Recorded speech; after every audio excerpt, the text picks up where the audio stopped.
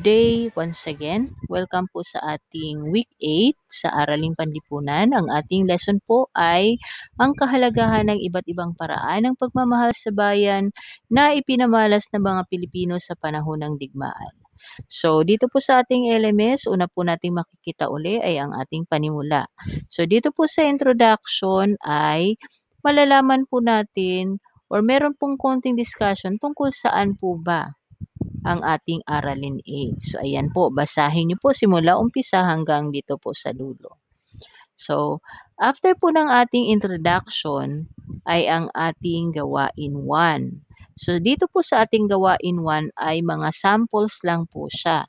Mga word file lang po siya ng graphic organizer. So, wala po kayong sasagutan dito sa ating gawain 1. So, diretso na po tayo sa presentasyon ng ating paksa. So, dito po, ipapakilala lang po or merong konti lang pong tungkol sa ating paksa. So, ano po bang ine-expect natin o paano mo po ba natin pag-aaralan yung ating lesson? So, ito po ang ating pinaka-lesson. Click po natin siya, pagmamahal sa bayan. So, ang ating lesson po ay mapapanood through YouTube.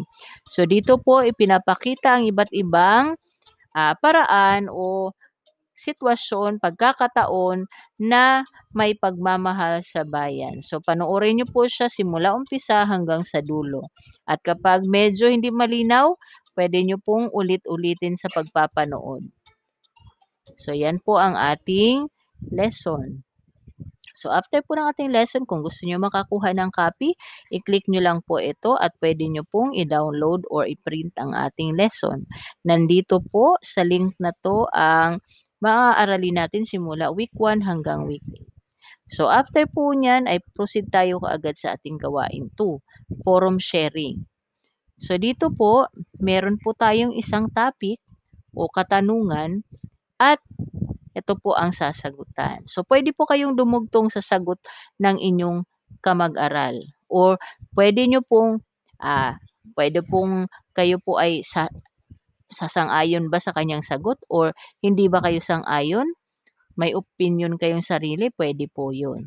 So, ito po ang ating tanong. Ano ang inyong sariling pananaw tungkol sa naging epekto sa mga Pilipino sa pamamahala ng mga dayuhang nanakop sa bansa? Ano daw po ang naging epekto? So, paano po ba siya sasagutan? Click nyo po yung add a new discussion topic. So, dito po sa ating subject ay pangalan nyo at dito po ang inyong opinion tungkol sa ating katanungan. Kapag naisulat nyo na po ang inyong opinion, click nyo po yung post to forum. So, yan po ang ating after po ng ating gawain 2 ay ang ating gawain 3. So, siya po ay tama o mali. So, i-click lang po natin siya. And then, makikita nyo po dito, sagutin ng tama o true ang pangungusap kung ito ay nagsasaad ng katotohanan. Mali o false naman kung hindi. So, ang gagawin lang po natin ay i-click lang po yung attempt quiz now. And then, meron po tayo mga katanungan o meron po tayo mga pangungusap na nakasulat po dyan. Sample, ang tunay na interes ng mga Amerikano sa Pilipinas ay magamit ng malaya ang mga likas na yaman at hilaw na materyales nito. So, yan po ba ay true or false? So, kung ano man sagot nyo, i-click nyo lang po, sample.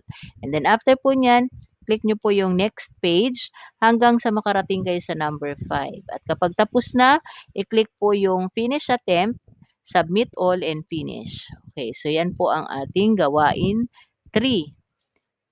After po ng ating gawain 3 ay gawain 4 na po. So dito po sa ating gawain 4 ay pagsulat ng sanaysay. So i-click lang po natin siya. So meron po tayong panuto. Ipakita ang kahalagahan ng kabayanihang ipinamalas ng mga Pilipino sa panahon ng digmaan sa pamamagitan ng pagsulat ng isang sanaysay. Bigyang buhay ang mga ginawa ng mga bayaning Pilipino na nagpakita ng marubdob na pagmamahal sa bayan na maaari mo ring maging inspirasyon sa buhay. So ayan po, gawin ito sa isang malinis na papel at gawing gabay ang mga sumusunod na pamantayan sa paggawa ng sanaysay. So, ayan, meron po tayong rubrics. Gawin nyo po siyang gabay. At kapag nagawa nyo na sa papel, picturean nyo po at isubmit dito.